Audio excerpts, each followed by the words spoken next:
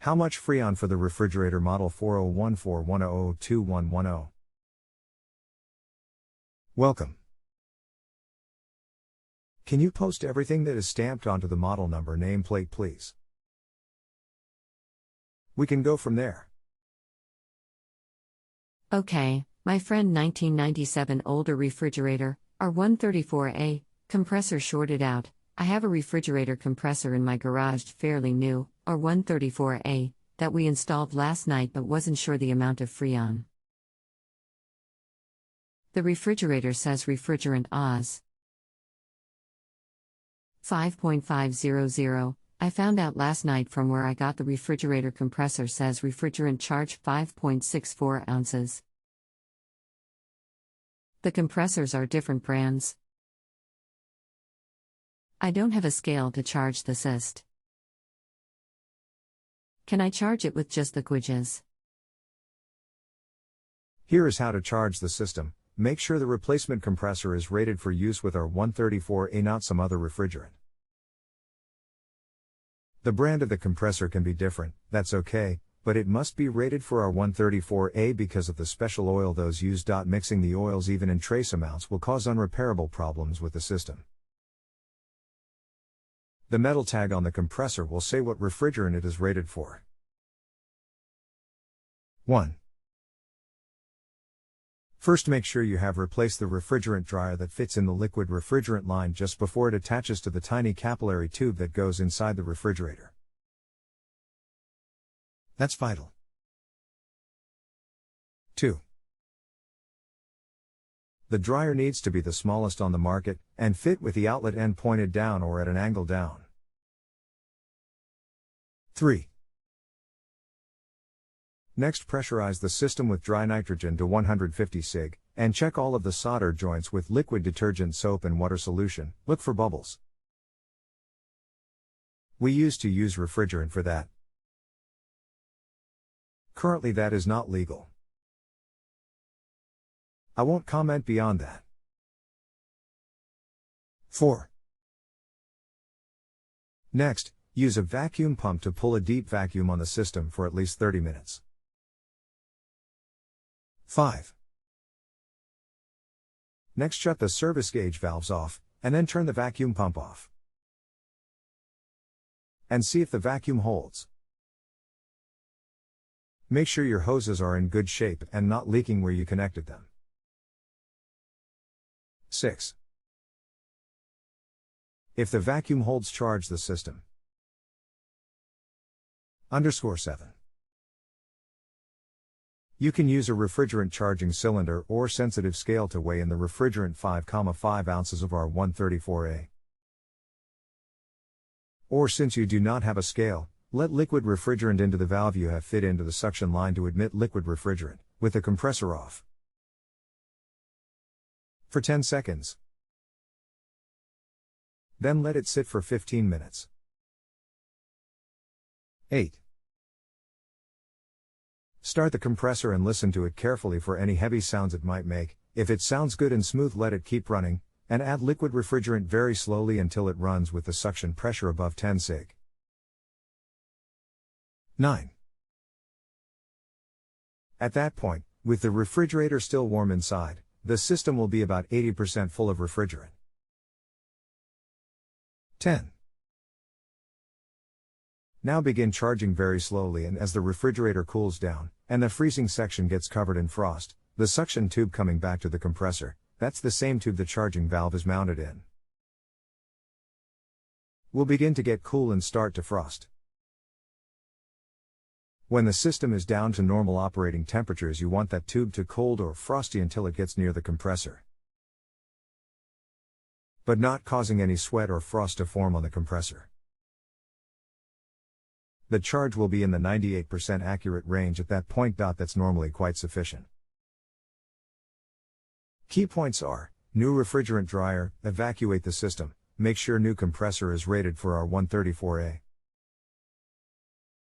I just found out that the compressor I am using says 240V. Is this DC? I charge it to 30 pounds per square inch R314A and did not come on. To find out, says on the sticker 240V. Did it get damaged? Do I need an inverter? The compressor would be 240 volts AC, you would not need an inverter in that case.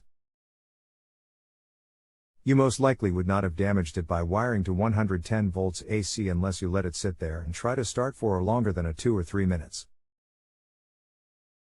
Then it may have gone off on its overload and saved itself.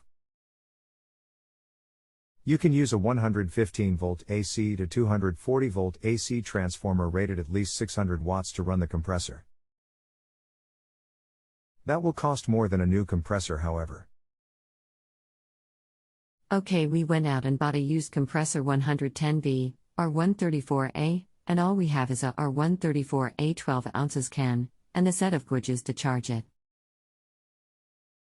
After the vacuum, what do you recommend? Install the new compressor following my earlier instructions regarding changing the refrigerant dryer and evacuating the system. Without doing that, the compressor will not operate properly and will then self-destruct. Make sure the new compressor you are putting in had been stored with the copper tubes soldered closed, not just taped. Or it will have sucked a massive amount of water inside. That would take weeks under a constantly running vacuum pump with the crankcase being heated to get rid of. Unless you get rid of that water, you will not have a chance on earth of getting the system to work. That is because the polyol ester oil in the crankcase is hygroscopic. It attracts and absorbs water vapor from the air very, very quickly. Once that's handled, charge the system as per my previous instructions. I will copy, paste them again for you here. Here is how to charge the system. Make sure the replacement compressor is rated for use with R134A, not some other refrigerant. The brand of the compressor can be different, that's okay, but it must be rated for R134A because of the special oil those use. Mixing the oils even in trace amounts will cause unrepairable problems with the system. The metal tag on the compressor will say what refrigerant it is rated for. 1. First, make sure you have replaced the refrigerant dryer that fits in the liquid refrigerant line just before it attaches to the tiny capillary tube that goes inside the refrigerator. That's vital. 2. The dryer needs to be the smallest on the market, and fit with the outlet end pointed down or at an angle down. 3. Next, pressurize the system with dry nitrogen to 150 sig, and check all of the solder joints with liquid detergent soap and water solution. Look for bubbles. We used to use refrigerant for that. Currently that is not legal.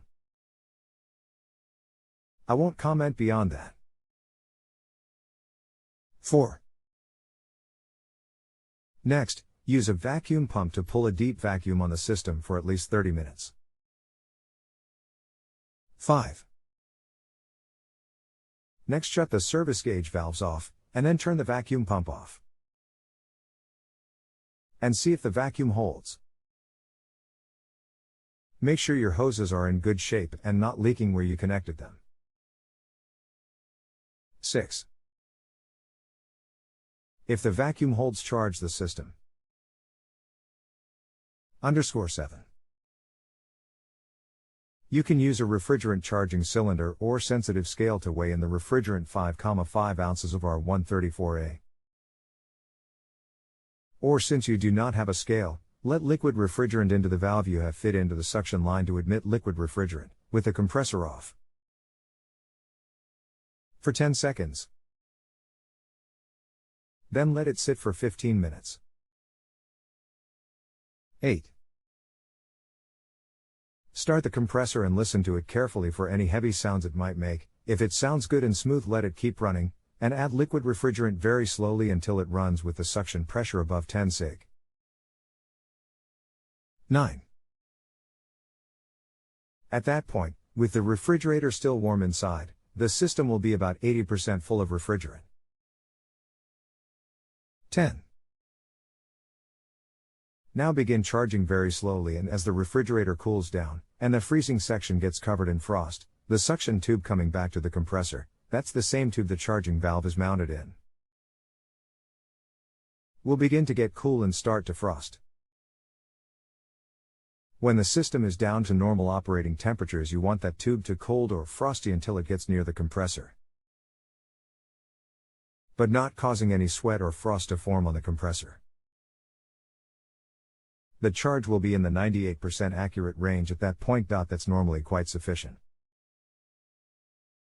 Key points are: new refrigerant dryer, evacuate the system, make sure new compressor is rated for our 134A. I think I'd raise the pipes reversed. There are 3 pipes coming out of the compressor, the charge and TRO other, one higher than the other and 2 different size, not sure which one goes to the evaporator. We charged it but no cooling. The larger size goes to the evaporator. The smaller size goes to the condenser coil. Stay in touch as needed. If you have a home improvement or appliance question and want to chat with an expert now, visit justanswer.com/ythi.